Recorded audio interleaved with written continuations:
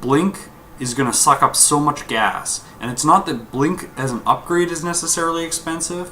Blink requires you to warp in Stalkers. And so Stalkers are going to chew through a lot of your minerals and your gas. Like, you're not going to be able to get that many Zealots, and you're not going to be able to get like almost any Templar. So because of that, like if you get Blink plus High Templar, you'll be so gas starved, and you'll be so Stalker heavy without enough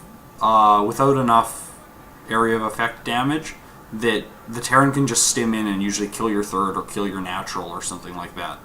And stim in sometimes and just like kill your entire army, and you're like, well, my army didn't do very well even though I had all these upgrades and stuff.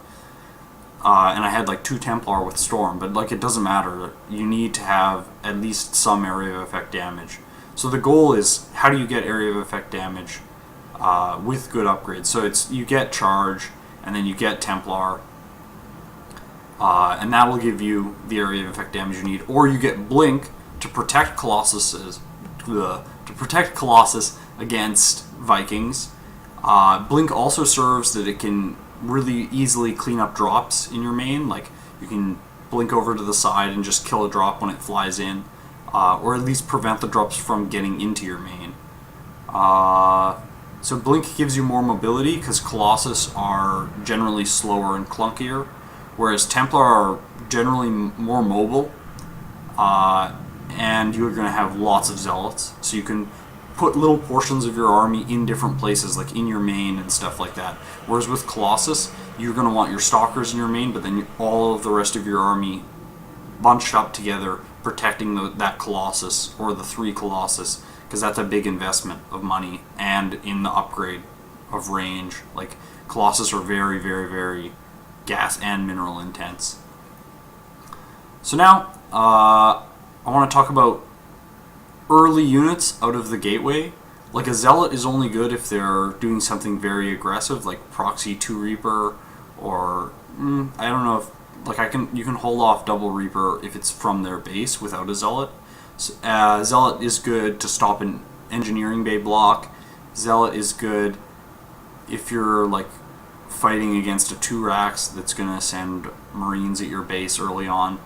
Other than that, like if it's standard play and it's not one of the things I just mentioned, you don't want to have a Zealot, because you're just going to wait with that Zealot for like 9 minutes, and then in one of the big fights, they're just going to stim and it's going to evaporate while your more useful units like Sentries, Stalkers, Colossus, High Templar, while they do the actual real work in the battle.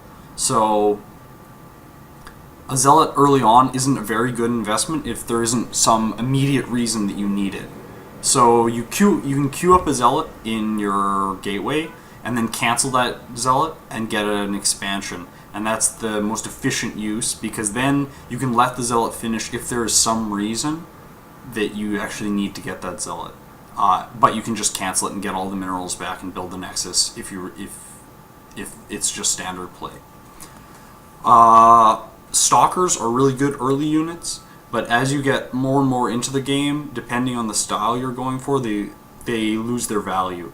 Because if you're going for any style that's going to focus on Templar, you want as few Stalkers as possible. So you don't want to build like 7 Stalkers and then go just into Templar without Colossus. Like, if you build 7 Stalkers, you should probably build Colossus and get Blink, so that those Stalkers can have the most benefit. Like, you can have the most benefit from the money you invested in them. So, like, I see some pros that go for 1 Stalker and then 2 Sentries off the gateway before Warp Gate. Like, before the gateway can turn into a Warp Gate and you can start warping in units. Or you can go for 2 Stalker, 1 Sentry, or you can even go for 3 Stalker. So, it's a bit of a personal choice, and it's also a bit of a scouting choice. Like, people say I said the matchup has stagnated, but there are still little variations in what the Terran can do to take you to that 11-minute mark or whatever.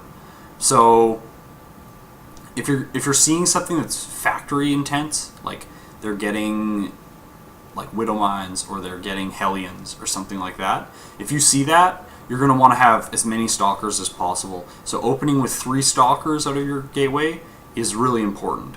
It's also important to open at least 2 Stalkers if you see Double Reaper, because double Reaper, if your Mothership Core isn't in the picture, like say you scout with it or something like that, if you have double Reaper against one Stalker, they can kill it, and they'll just micro and retain both Reapers and then kill a bunch of probes.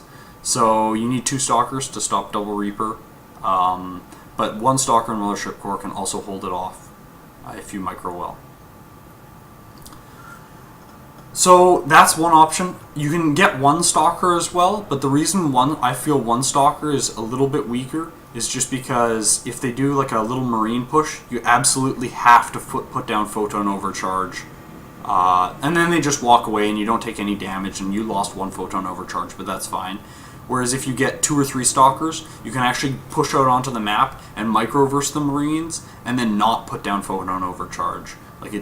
You can save both your Photon Overcharges for when the dropships come out, which is really useful. So that's generally, I tend to favor a 3 Stalker play or 2 Stalker play with 1 Sentry, just because if you have really good micro, you can poke out onto the map and stop those Marine pushes from doing damage. You can also stop like a Marine Widowmine push if they don't have medevacs and they just come into your natural. You can stop that very easily with 3 Stalkers. So that covers like what you want to build out of your gateway. Like if you build 2 sentries and they go Hellions, you're going to lose a lot of probes because the Hellions will kill both the sentries and there'll be 1 Stalker left just like running around your base like, oh no, and then the Hellions can just kill all your probes and then they all die to the Photon Overcharge, but they've killed all your probes already, or they've killed like 15, 20 probes, and so that's like a really good investment for Terran. Because you're going to have to be building those probes when you'd want to be cutting probes to add gateways, to add extra Colossus, to hold the Terran timing that comes out from 9 minutes and 30 seconds to 11 minutes and 30 seconds. I'm going to check the chat one more time. See if there's more questions.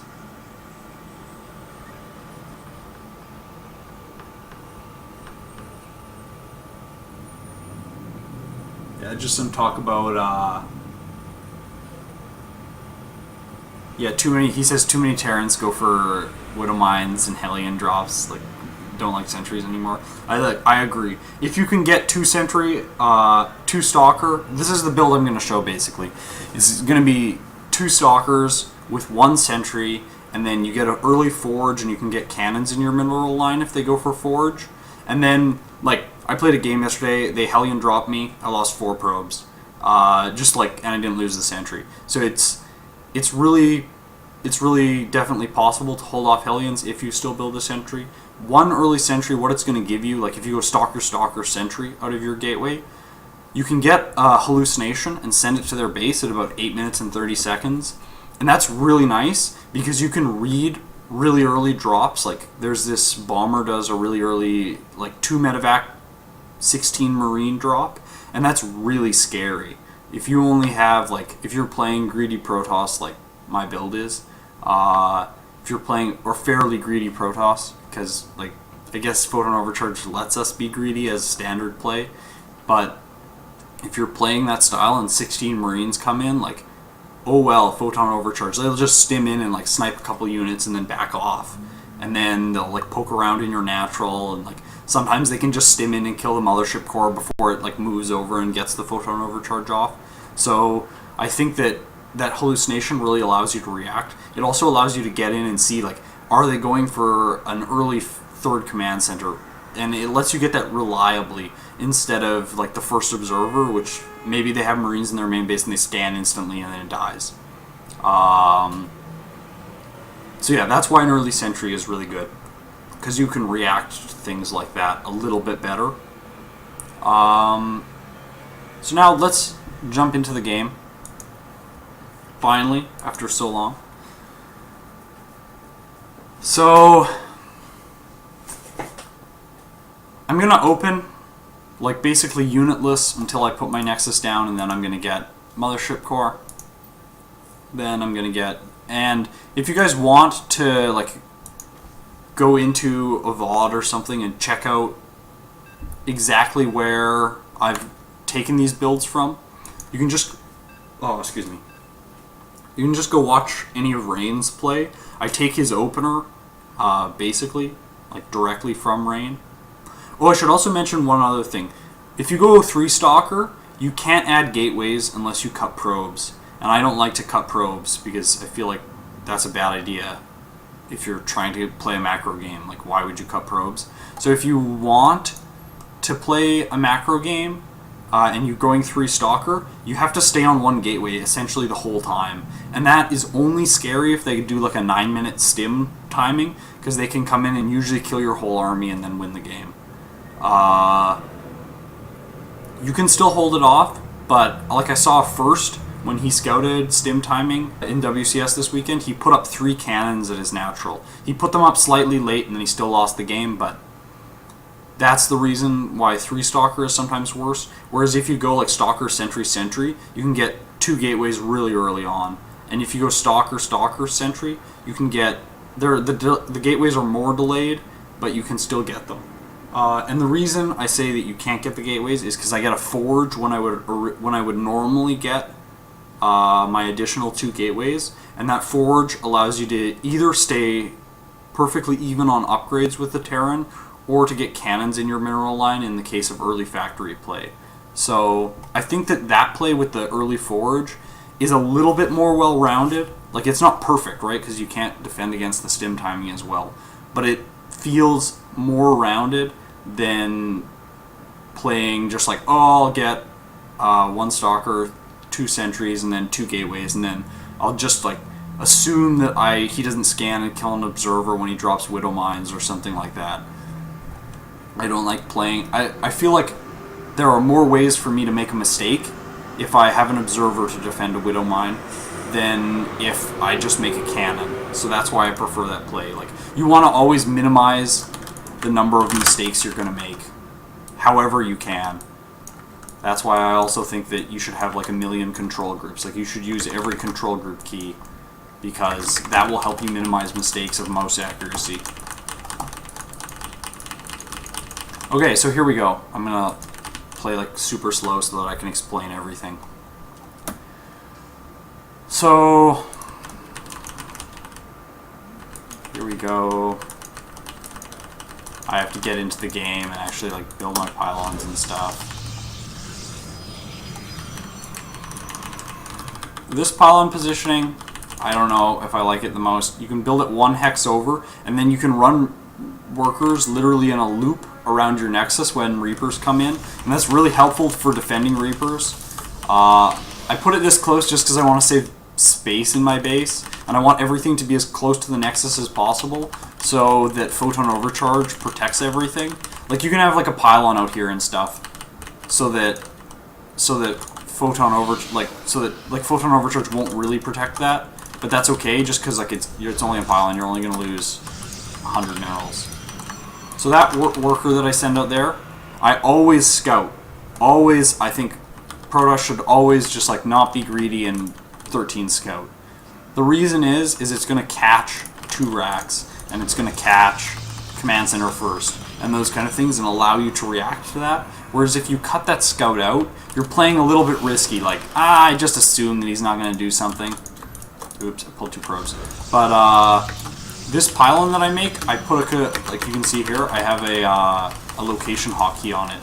And the reason is, I'm going to build all my tech structures there, because that's like basically the hardest place in my base for Terran to draw. I realized that's too slow.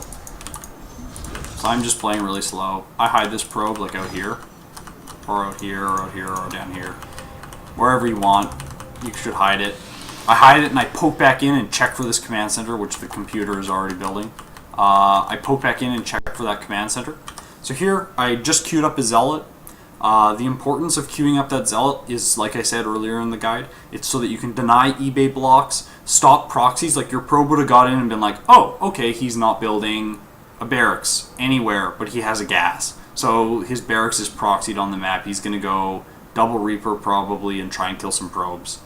So in that case, you're going to get a zealot. You're going to let it finish. Or you're going to cancel it and build the Nexus. It's also nice, it might make some Terrans not eBay you because they see it. So at 22 supply, I'll rally my Nexus down to my natural. That probe's going to get there just before you need to cancel the zealot and you have enough minerals to build the Nexus. So it gets there, see, like 70 minerals early. So you can check. You can look like, okay, there's no eBay